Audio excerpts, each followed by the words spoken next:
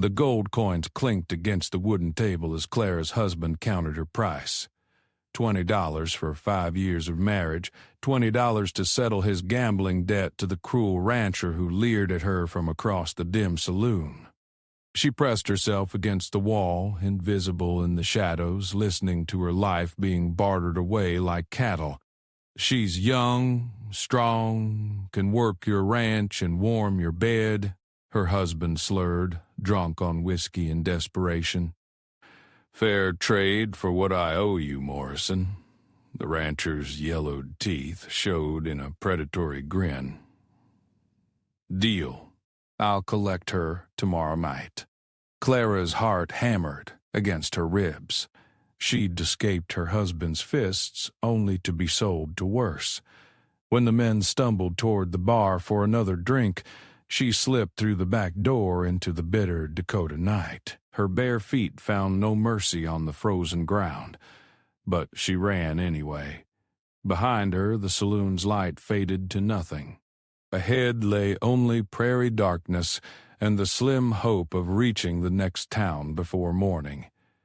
Her thin dress offered no protection against the wind that cut through the fabric like knives. Hours passed in stumbling flight. Her lungs burned, her legs trembled with exhaustion, but the knowledge of what awaited her if caught drove her forward. When dawn painted the eastern sky pale pink, she no longer knew which direction she traveled. The horse appeared first, a painted pony that watched her with intelligent dark eyes. Then its rider emerged from the morning mist like something from a dream. A Lakota warrior sat tall in his saddle, his long black hair braided with beads that caught the early light. War paint marked his strong features, but his expression held no threat. Clara's legs gave out. She collapsed to her knees in the grass, too exhausted for fear. If death came now, at least it would be clean. The warrior dismounted slowly, his movements careful and deliberate. He spoke in his own language, his voice deep and soothing like distant thunder. When she flinched away, he stopped, squatting several feet distant. "You are hurt," he said in accented English, his eyes taking in her torn dress and bleeding feet. "I am Mato. You are safe now." The word felt foreign on her ears.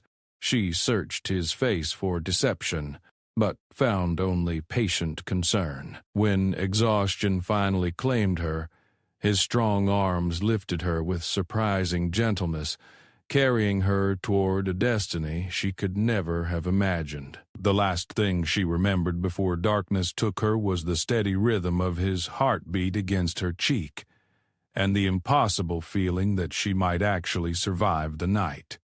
Clara woke expecting chains but found soft buffalo hide beneath her trembling hands. Sunlight filtered through the hide walls of what appeared to be an Indian lodge, painting everything in warm golden hues. The scent of sage and wood smoke filled the air, so different from the stale whiskey and unwashed bodies she'd grown accustomed to. A woman knelt nearby, her weathered face kind as she stirred something in a clay pot. Gray streaked her black braids, and silver ornaments adorned her dress. She looked up when Clara stirred and smiled. "I am Winona," she said in careful English. "You sleep long time?" 3 days. 3 days. Claire tried to sit up, but her body protested every movement. Her feet were wrapped in soft leather, and clean buckskin had replaced her torn dress. Someone had tended her wounds with expert care. "Where?" Clara's voice came out as a croak. "Chief Mato's lodge. He bring you here." Winona ladled broth into a wooden bowl. "You drink, need strength." The broth smelled wonderful, but Clara's stomach clenched with familiar anxiety. Nothing came free. There was always a price to pay, always something expected in return for kindness shown. "What does he want?" she whispered. Winona's brow furrowed in confusion. "Want? For helping me?" What payment does he expect? The older woman's expression softened with understanding. Ah, you know only cruel men. Mato wants nothing. Is his way to help those who suffer.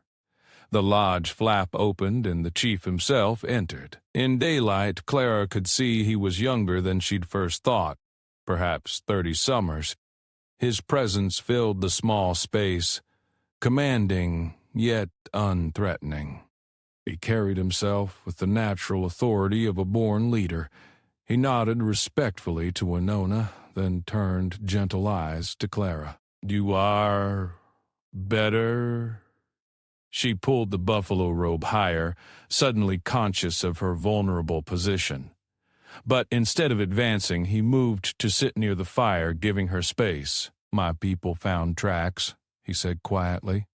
Men searching. You are running from danger? Clara's throat closed. They'd found her trail. It was only a matter of time before Morrison and his men arrived to claim their property. Mato must have read her expression because he leaned forward slightly. You are under my protection now. No harm will come to you in my camp. You don't understand, Clara whispered. I belong to them. Legally. My husband sold me to pay his debts. Something dangerous flickered in Mato's dark eyes. No person belongs to another. This is not our way. When she started to protest, he stood and moved to a wooden chest. From it, he withdrew a beautifully beaded coat, warm and thick. Without a word, he laid it beside her pallet. Rest, he said simply. When you are stronger, we will speak of what comes next. As he turned to leave, Clara found her voice. Why are you helping me? He paused at the lodge entrance, his broad shoulders silhouetted against the afternoon light. Because you ran toward hope instead of surrendering to despair, he said. Such courage deserves protection. Long after he'd gone, Clara clutched the soft coat to her chest, breathing in its scent of cedar and safety, wondering what kind of man risked everything for a stranger's freedom. The sound of approaching horses made Clara's blood turn to ice. She'd been gathering berries with Winona near the creek when the thunder of hoofbeats echoed across the prairie. Through the cottonwood trees, she glimpsed riders approaching the camp, white men with guns and grim faces. Morrison, she breathed, recognizing the rancher's broad frame even at a distance. Winona's weathered hand gripped her arm. Come, Mato will handle this. But Clara couldn't move. Her legs had turned to water, her chest tight with the familiar panic that came whenever her past reached out to drag her back. She'd known this moment would come. 3 weeks of safety had been borrowed time, nothing more. In the camp, Mato emerged from his lodge to meet the riders. Even from the creek, Clara could see his proud posture, the way he stood with feet planted wide and arms crossed. Several warriors flanked him, but Morrison had brought twice as many men. The rancher dismounted, his voice carrying across the morning air. I've come for what's mine, Chief. The woman. There is no woman here who belongs to you, Mato replied, his tone respectfully firm. Morrison laughed harshly and gestured to a thin man in a dark suit. Sheriff Collins here has the papers, legal documents of ownership. The woman's husband sold her to me fair and square, and you're harboring stolen property. The sheriff stepped forward, clearly uncomfortable with the situation. I'm sorry, Chief Mato, but the law's the law. If you have this woman, you need to turn her over. Clara's heart hammered against her ribs. Legal papers. Of course Morrison would have made it official. Her husband had probably signed whatever documents were needed to make the transaction binding. Show me these papers, Mato said. The sheriff unfolded a document, and even from her hiding place, Clara could see official seals and signatures. Her marriage certificate would be there too, proving her husband had the right to dispose of her as he saw fit. As you can see, Morrison said with satisfaction, she's legally mine. Hand her over and we'll be on our way with no trouble. Matto studied the papers for a long moment, then looked up at Morrison with steady eyes. Legal by whose laws? Not mine. By the laws of the United States territory, the sheriff replied. You're bound by them too, Chief. Am I? Mato's voice carried a dangerous edge. When these laws protect men who buy and sell women like horses, and they give power to those who would abuse the helpless. Morrison's face darkened. Now listen here, you red. Careful, Mato interrupted, and suddenly his warriors stepped closer, hands moving to their weapons. You are on my land now. You will speak with respect. Sheriff raised his hands peacefully. Nobody wants trouble here. Just following the law.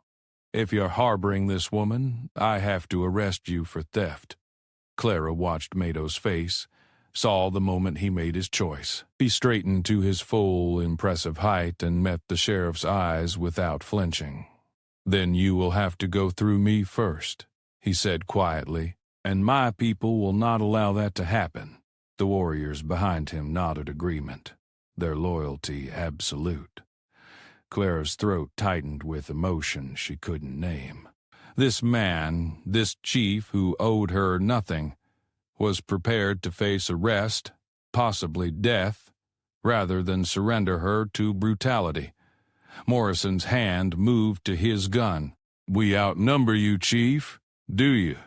Mato smiled grimly, and suddenly the camp seemed alive with movement as more warriors appeared from lodges and behind trees, bows strung, rifles ready. For the first time in her life, Clara realized what it meant to have someone willing to fight for her freedom. The knowledge filled her with a courage she'd never known she possessed. Taking a shaking breath, she stepped out from behind the trees. Clara stepped between Mato and the sheriff's drawn gun. Her heart hammered with terror, but for the first time in her life, she refused to let fear silence her. Every eye in the camp turned to her, but she kept her gaze fixed on the sheriff's weathered face. Those papers, she said, her voice stronger than she felt, were signed by a man who beat me unconscious every night he came home drunk.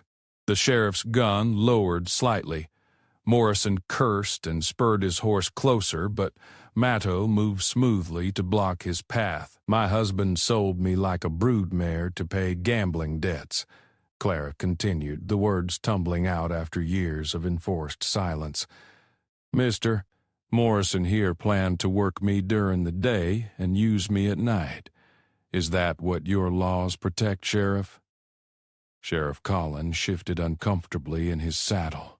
Ma'am, I understand your situation might be difficult, but marriage is a legal contract, a contract that gives men the right to sell their wives. Clara's voice rose with indignation she'd never dared express. Would you sell your wife, Sheriff? Would you hand over your daughter to a stranger for 20 pieces of silver? The sheriff's face paled. Behind him, some of Morrison's men exchanged uneasy glances. Clara pressed her advantage, stepping closer. Look at me, she demanded, pushing back her sleeves to reveal the faded bruises that still marked her arms. Look at what marriage meant in my husband's house. Look at what Mr. Morrison bought the right to do. Winona stepped forward, her aged voice carrying across the tense silence. I wash her wounds when Chief Mato bring her. Marks of rope on wrists, marks of fist on face. This what your papers say is right? Several of Morrison's men looked away, their faces troubled. But the rancher himself snarled with rage. Enough of this, Morrison shouted. She's my property, paid for fair and square. I don't care what sob story she tells. He spurred his horse toward Clara, but Mato was faster. The chief caught the horse's bridle, his grip iron strong. "Touch her," Motto said quietly, "and it will be the last thing you do." Morrison's face twisted with fury. "You can't threaten me, you savage. Sheriff, arrest this man." But Sheriff Collins was studying Clara's bruises, his expression thoughtful. "Ma'am, are you saying your husband forged these papers?" Clara blinked in confusion. "Forged? These documents," the sheriff continued, "they're dated 3 days ago. But you've been missing for 3 weeks, haven't you?" Morrison's face went red. "What difference does that make?" "Well, sir, if she was already gone, how could her husband legally sign over custody? It seems to me a man can't sell what he doesn't have." Clara's heart leaped with hope, but Morrison wasn't finished. Legal technicality. She's still married to him, still his property under law. Actually, a new voice interrupted, "She's not." Everyone turned as Winona approached, carrying something in her weathered hands. Lakota women who escape great cruelty, who find sanctuary in our tribe, we have ceremony. Make them part of our people. Your laws, they no longer apply. She held up a beaded headband, beautiful and intricate. "Clara is my adopted daughter now. Under treaty rights, she is Lakota citizen. You have no claim." Clara stared at the headband, overwhelmed. She'd never had a mother's protection, never belonged anywhere. Now this strong, gentle woman offered her not just safety, but family. "The treaty doesn't," Morrison began. "The treaty," Motto interrupted firmly, "guarantees our people the right to govern ourselves, to protect our own. Clara is Lakota now. She chooses her own path." All eyes turned to Clara. For the first time in her life, the choice was truly hers. She looked at Morrison's cruel face, then at Mato's steady strength, and knew there was no choice at all. She reached for the beaded headband with trembling fingers. The buyer's hand struck Clara's face, but this time strong arms caught her as she fell. Mato's embrace was fierce and protective, his body a shield between her and Morrison's rage. The headband had barely touched her fingers when the rancher exploded into violence, leaping from his horse to claim what he considered his property. "No!" Morrison roared, his face purple with fury. "I paid for her, and I'll take her." The sound of weapons being drawn echoed through the camp as warriors pulled arrows from quivers and leveled rifles. But Sheriff Collins surprised everyone by stepping between Morrison and the chief. "That's enough," the sheriff said firmly. "Mr. Morrison, you just assaulted a woman in front of witnesses. And these documents," he studied the papers more carefully, "the dates don't match up. Neither does the signature." Morrison's eyes darted nervously. "What are you talking about? I've seen your handwriting on other contracts, Morrison. This signature's different, shaky. Like maybe someone was too drunk to write straight when he signed it. Or maybe," the sheriff's voice hardened, "someone else signed for him." Clara gasped, understanding flooding through her. He was passed out drunk that night. Morrison must have forged the husband's signature, Sheriff Collins finished grimly, "which makes these papers worthless. And since you just struck a woman who's under tribal protection, I'd say you're in a heap of trouble." Morrison's hand moved toward his gun but found himself surrounded. Motto's warriors had closed in silently, their weapons trained on the rancher and his men. The morning air crackled with tension. "You're making a mistake, Sheriff," Morrison snarled. "This is about more than one woman. You let these savages defy the law, and where does it end?" "It ends," Clara said quietly, "with women being treated like people instead of property." She straightened in Matto's protective embrace, drawing strength from his unwavering support. For the first time in her life, she wasn't facing her tormentor alone. "I choose to stay," she continued, her voice growing stronger. "I choose this man, this people, this life. Your forged papers have no power over freedom freely given." Winona stepped forward and placed the beaded headband on Clara's brow. "Welcome, daughter, you are home now." The headband felt like a crown of courage. Clara turned to face Morrison one last time, no longer the terrified woman who'd fled in the night. She was Lakota now, protected and valued. "Sheriff," Matto said formally, "this man has forged legal documents and committed assault on tribal land. What says your law about such crimes?" Sheriff Collins nodded slowly. "Says he's under arrest." He gestured to Morrison's men, most of whom looked relieved to be done with their employer's schemes. "I'd advise the rest of you to head home. Your boss won't be needing your services for a while." Morrison struggled against the sheriff's grip, his face twisted with rage. "This isn't over. You can't hide behind these people forever." "I'm not hiding," Clara replied with quiet dignity. "I'm living, finally living as a free woman should." As the sheriff led Morrison away, Clara felt Matto's hand settle gently on her shoulder.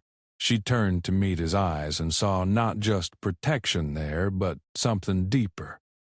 Something that made her heart flutter with hope. "You fought for yourself," he said softly. "That was courage I have not seen before."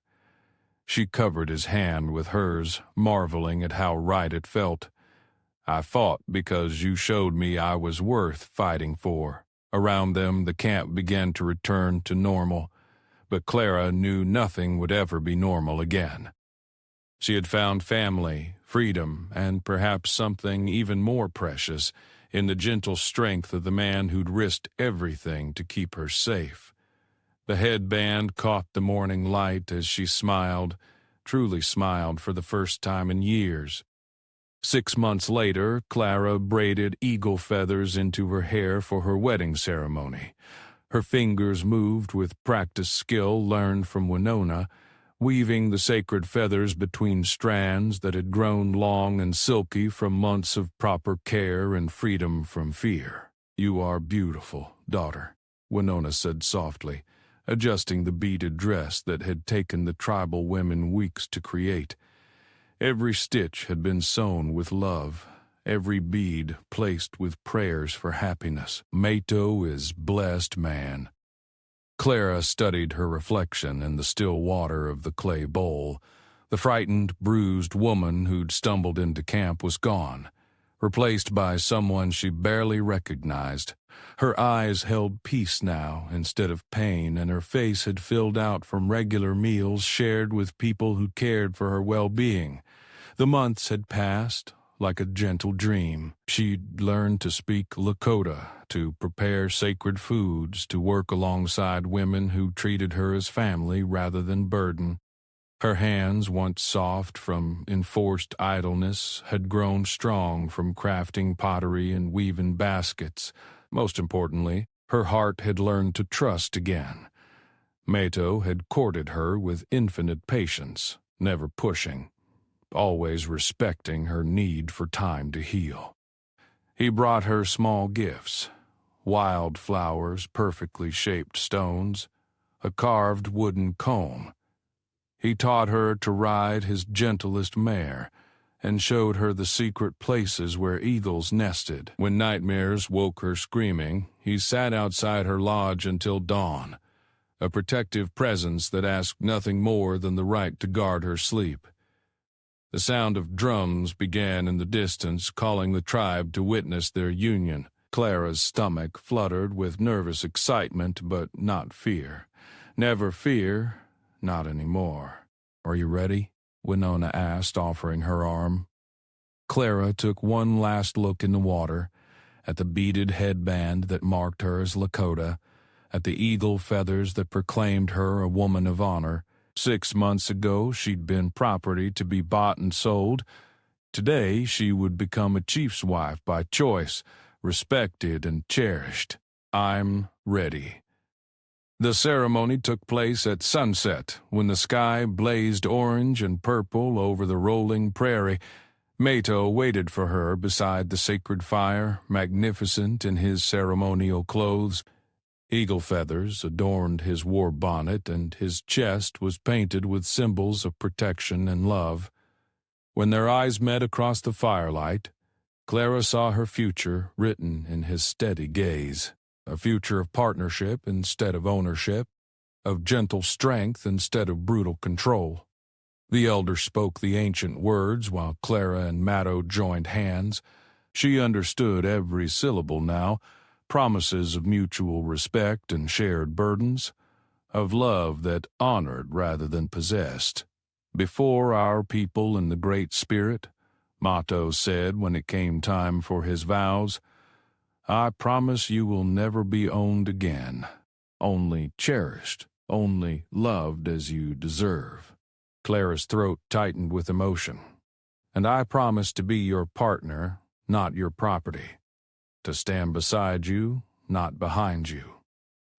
To choose you every day for all our days. When the elder pronounced them husband and wife, the tribe erupted in celebration. But Clara only had eyes for Mato as he cupped her face gently in his hands. My brave woman, he whispered, my heart. As his lips touched hers in their first kiss as married people, Clara marveled at the journey that had brought her here. She'd run from brutality and found beauty. She'd escaped ownership and discovered love. Under the vast prairie sky, surrounded by people who'd made her family, she finally understood what it meant to be truly free. And she knew that for all the days to come, she would wake each morning not as someone's property, but as Mato's beloved wife, valued beyond measure and cherished without end. The eagle feathers in her hair caught the firelight as she smiled against her husband's lips. Home at last,